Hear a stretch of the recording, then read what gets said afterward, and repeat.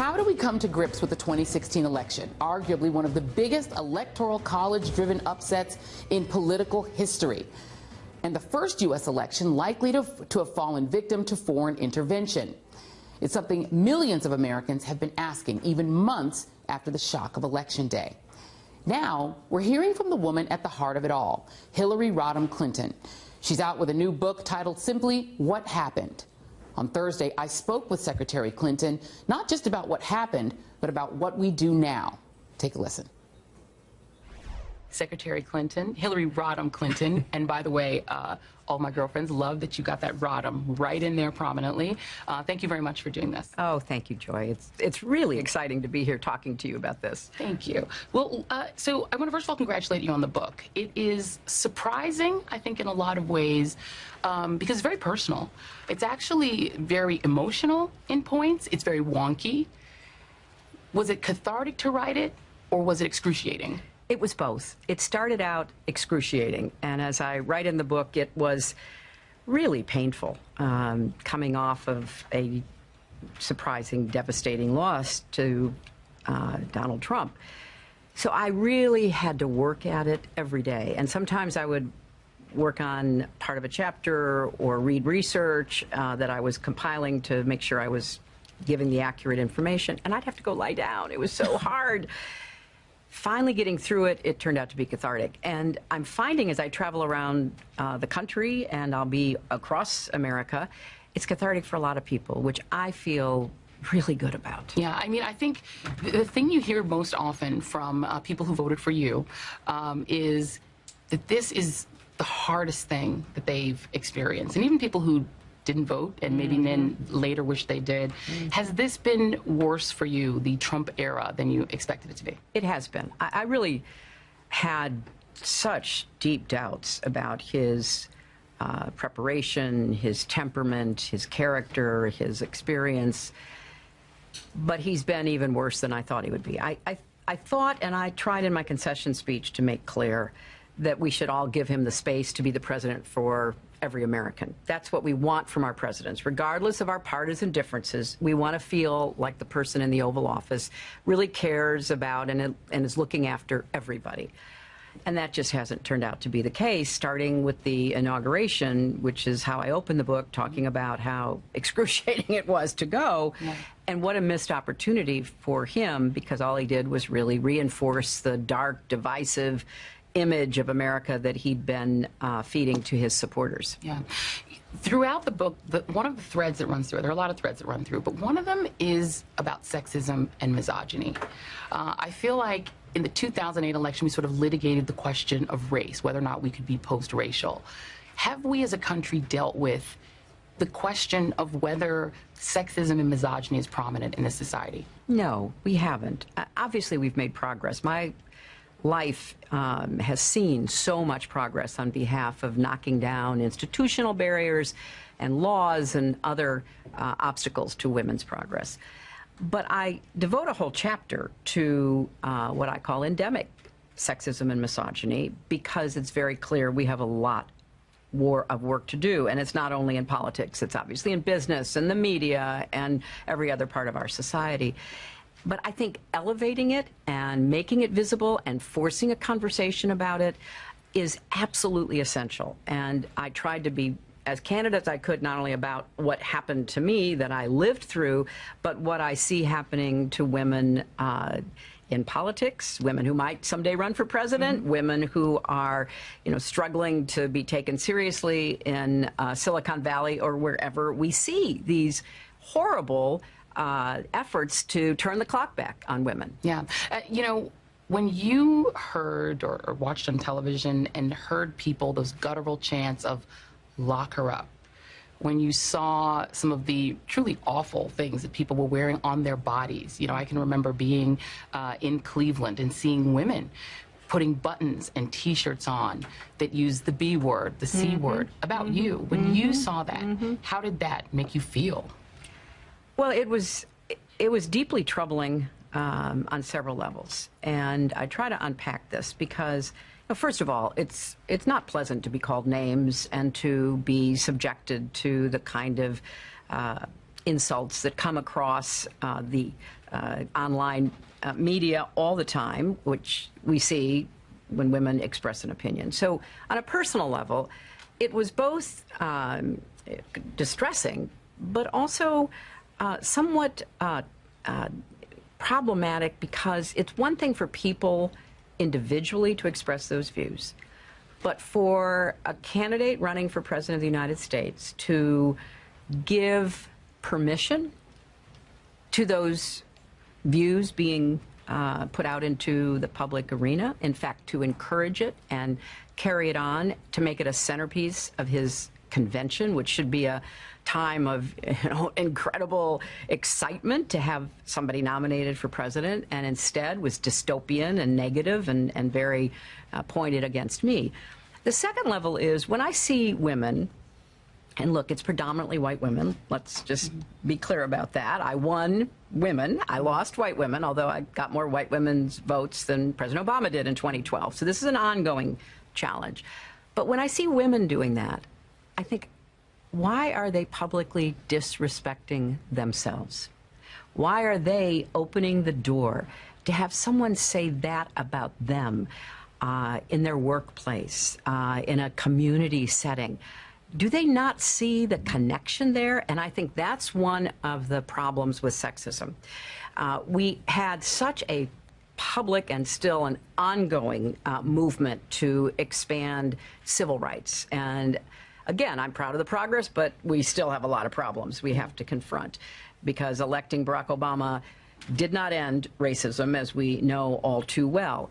But it gave the country a chance to say, hey, wait a minute, we are better than this.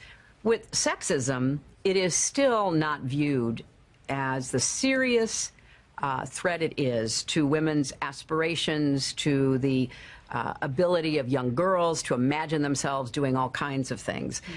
So I'm happy to have people disagree with me, say, you know what, I don't agree with her on health or the economy or immigration, whatever they want to disagree with me about. But when they resort to sexism, that says, number one, they don't really know what their own arguments are. And number two, they are opening that door even wider for sexism and misogyny to be used against them and people they love, their daughters, their nieces, their sisters. Yeah, one of it, you talk in the book a lot about, you write about Keene, New Hampshire, and those early days in Iowa. You were on this listening tour. I was actually on that tour as part of the media sort of pack that were following you around. And I can remember talking to particularly young white women who, surprisingly enough, were more likely than young white men in those two states to say, it doesn't matter to me having a woman president. That's not something I prioritize. What is that about? Well, I think it's about, and I try to unpack it also in the book, I think it's about the stage that a young woman finds herself at any particular point in time. Actually, the research is pretty clear. If you're a young, college-educated woman and you are starting off in the workforce, you are pretty much at wage parity with your counterpart, a young male college graduate. By the end of your 20s, you no longer are. Once you decide, if you do, to be married, to have a family, you fall even further behind. You don't yet understand all of the sort of invisible signals and attitudes that are at work that can hold you back. That's why I've been really proud of young women in Silicon Valley speaking up. You know, they didn't sign on for sexual harassment and assault. They didn't sign on for being dismissed and demeaned. They've got the education, they've got the drive and the ambition, a word that should be good for girls as well as boys. But all of a sudden, they're speaking out and saying, you know, this is a hostile workplace. We're not going to put up with it. But if you haven't yet experienced that, and that certainly was, you know, my observation as I would speak with and hear reports about many young women who thought, okay, we're beyond that. You know, look, I mean, you know, I'm doing fine. And it's only through more experience, and this is not to be a downer. This is just to describe the reality that faces women as you go through the workforce, and the kind of hidden views about women's place that begin to affect you personally. So you do talk a lot about race in the book and the things that you learned along the way, the people the white working class voters who were with you in 2008, who were suddenly screaming at you in West Virginia and Kentucky. Right.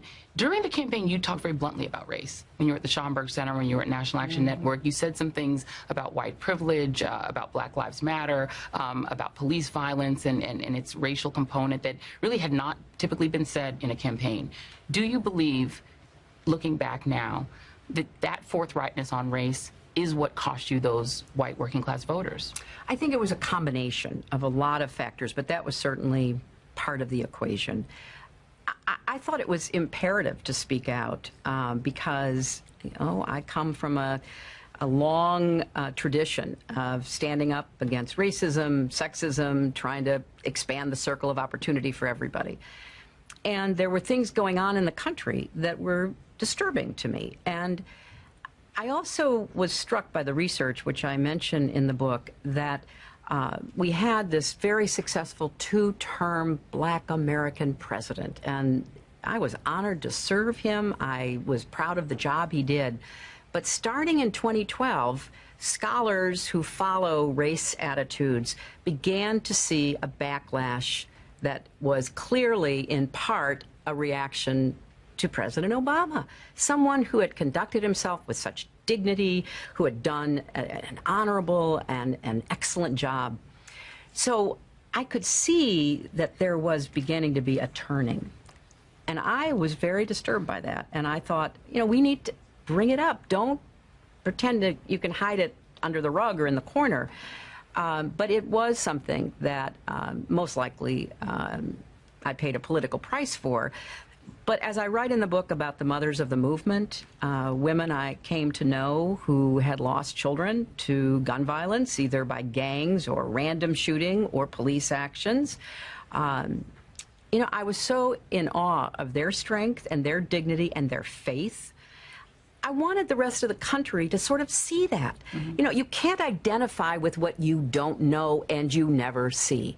So I wanted people, maybe through my campaign, which is why I did so much with Mothers of the Movement, why they traveled with me, spoke on my behalf, for moms out there, and dads too, to say, yeah, how would I feel? We have to create more empathy and understanding. Again, I don't think it's a job that is ever finished, but as we saw in Charlottesville, race is a huge negative force that motivates these white supremacists and neo-Nazis and Ku Klux Klanners. Well, you brought up neo-Nazis, so I have to bring up Charlottesville. Donald Trump's response to it has created a lot of blunt talk about his views on race. You've known Donald Trump a little bit. You know his history regarding the Central Park Five, his history regarding housing discrimination in New York. In your view, this has been said about him, is Donald Trump a white supremacist? Well, I certainly think there's a lot of evidence as to how he has behaved historically during the campaign and as president, that he is appealing to those who are. Now, I can't look into his heart. I can't say what he really feels, because I think he is such a political opportunist that if he thought he could get votes and loyalty from a different direction, he would probably go there. But he started off from the very first day attacking Mexicans, calling them rapists. He had dog whistles that got increasingly louder on immigrants and Latinos and African Americans and women and Muslims and the whole panoply of scapegoats that he was holding out to his supporters as the explanation for whatever their grievance was. And so what I try to say in the book is, look, you need both economic justice and social justice. I was trying to argue for both. I think I had the best plans, the best ideas, the most workable ways of trying to lift incomes and provide a more inclusive economy and tax the wealthy to pay for a lot of the stuff that we needed, like infrastructure and so much more. But I'm not going to back off from social justice. It's one of the great accomplishments of our nation that, starting with, the Civil Rights Act and the Voting Rights Act, Title IX, the gay marriage decision, so much that has said to our fellow Americans, regardless of race, ethnicity, religion, sexual orientation, you're part of the American a wonderful experience, and you are welcome at the table. Come and contribute, make a difference. So I don't think he sees the world that way. I think he sees it in a very dark, divisive way, as we heard in his UN speech. It's us versus them, and his us is very much defined by his own experience and by what we can point to, and his us is also how he tried to motivate voters to be for him, and he didn't really repudiate David Duke. He didn't really repudiate a lot of the white supremacists who came out strongly for him. I called him out in a speech in Las Vegas in August of 2016 about the so-called alt-right, which was certainly very much grounded in white supremacy. So I think he has to be judged on his record. We're going to take a quick break, and when we come back, Hillary Clinton will tell you what she thinks of Vladimir Putin and whether she would have fired Jim Comey. Stay with us.